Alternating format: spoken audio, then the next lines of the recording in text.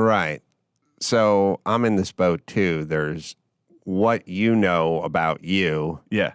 But then what you know people know about you. Sure. And there's this chasm between those two thoughts sometimes.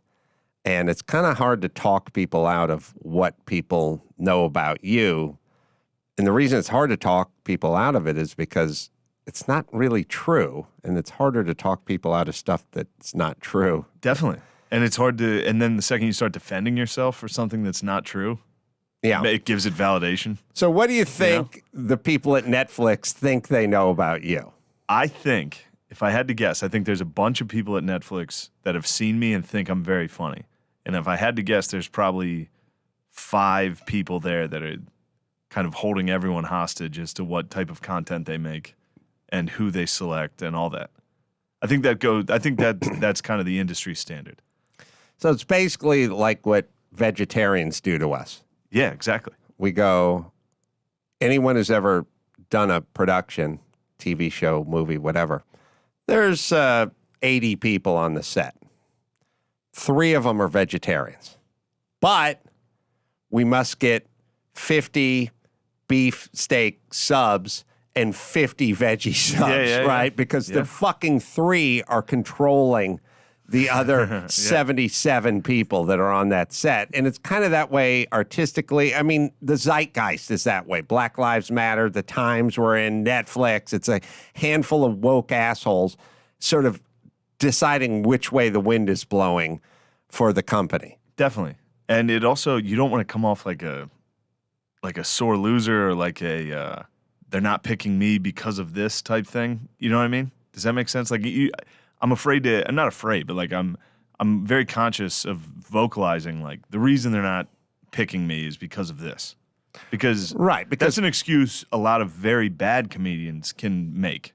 Yeah, because you have people go, hey, dude, make a funnier special next time. Yeah, that's it. Or write a better book or make a better independent rom-com. Certainly. Or documentary or whatever. Yeah. Just make a better one. And it's hard to argue because it's invisible. Exactly. And it's also sort of in the ear of the beholder.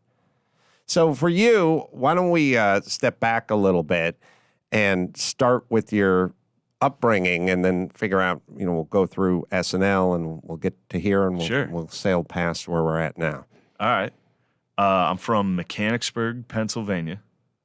Grew up nice, middle-class, suburban family, Catholic, played sports. Everything's good. Went to Army, went to West Point for football. Quit right away.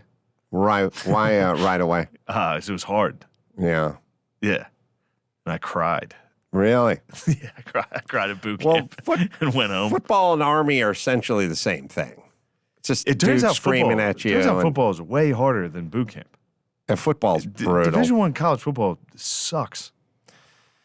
I played a lot of football. People have no idea how brutal it is. And by the way, it's never the games. It's the practice. It's only practice.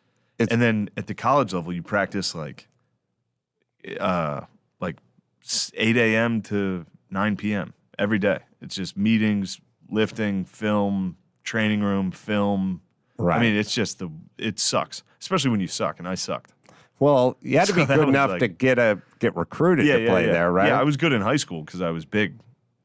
Yeah, and then the work ethic part came in, and I faltered.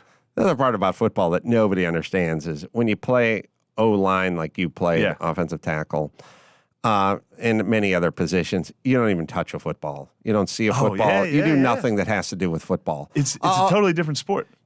I never thought about this. I played 11 years of football. Okay. When you are... What position did you play? I played a defensive linebacker or offensive guard. Okay. When you are playing football for fun, you are either quarterback or wide receiver, defensive back, you're throwing the ball, you're catching the ball, you're pitching the ball. That's what you do when you're playing for fun. Yeah. You're never just blocking the entire time. If they said, hey, we're going to the beach, Shane, we're playing football, you're going to be blocking the entire fucking... No, you're not touching the football, and you're not going out on a pass, you're not running, you're not passing, you're not doing tackling. You're not even tackling. You just block. You go, fuck this. It's the least fun thing I've ever participated in. Well, that's what football... Yeah. That's about 80% of football. Yeah. It's funny because I have friends that played. They played wideout and quarterback and all that. I literally played a different sport.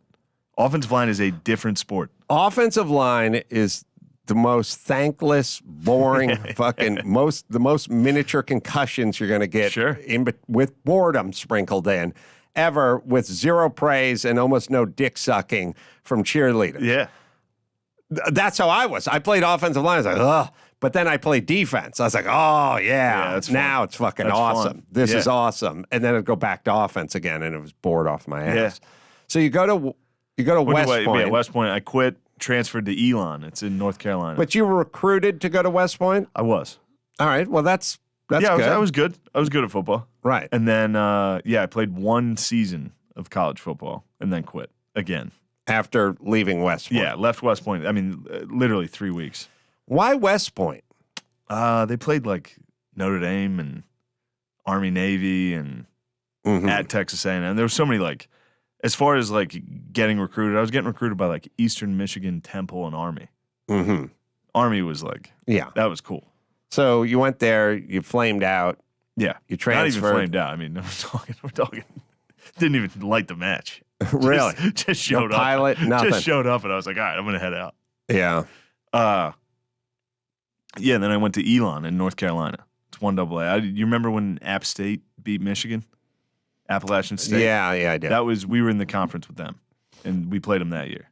That was the conference. It was Georgia Southern, Furman.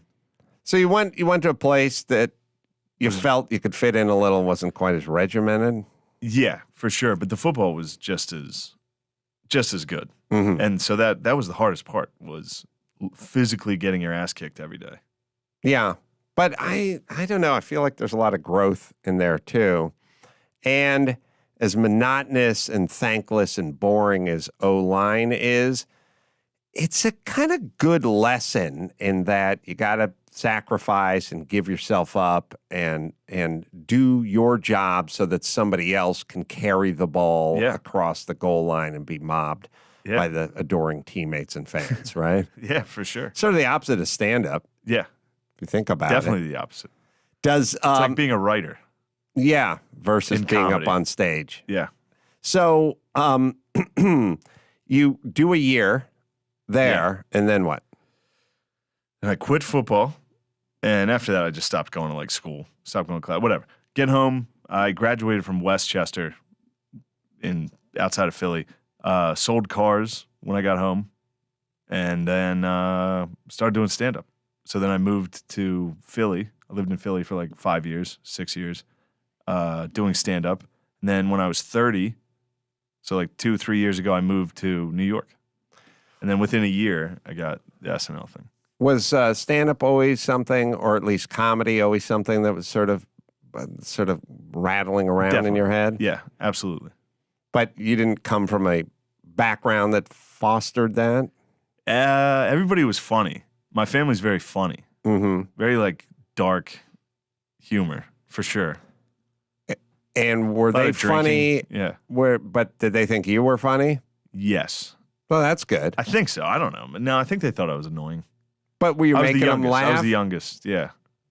So family's funny. Family has a problem with alcohol. Yeah. And the funny and alcohol are good to a point. And then at a certain point, you drop off. Then it gets mean. Then it gets mean at a certain point. Eventually, it's a fight. On the way up the hill, it's funny. On the way down the other side, it can get mean. Well, you keep digging until you hit the worst thing you can possibly say. Right. While you're drinking, you're like, I'll say this. Right. You keep pulling it off, and then finally you're like, yeah, your wife's a whore. Right. It's like, oh, we got to fight. So now you're selling cars. Sure. You're living in Philly, selling cars. The stand-up. Does somebody say, you got to go do this? I mean, there's two types of stand-ups I interview. There are the people whose friends at work sign them up for the competition. That's validating because these are just dudes you work with. Yeah. Then there's people who no one says they're funny, but they do it anyway. And then there's the people where it's sort of in between. Their friends or family think they're funny.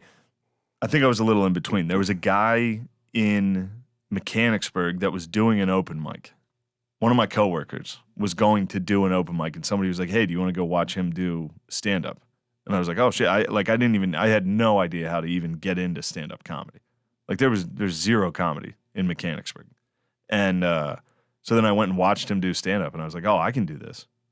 You know, it was one of those feelings. Like I was at an open mic at the Harrisburg Comedy Zone, and I was like, I'm just as good as these people. And so like a month later, I tried it, and I was not. I was very, very bad. But, you know, I liked it. Yeah, it kept going. Yeah. And that was it. And then what was the move to New York? So there's New York comics like Dan Soder and Big J Okerson. They were like coming through Philly. I would feature for them when they were at Helium in Philly. And so they started taking me on the road. And I felt like I was good enough to make the jump to New York. Mm-hmm. And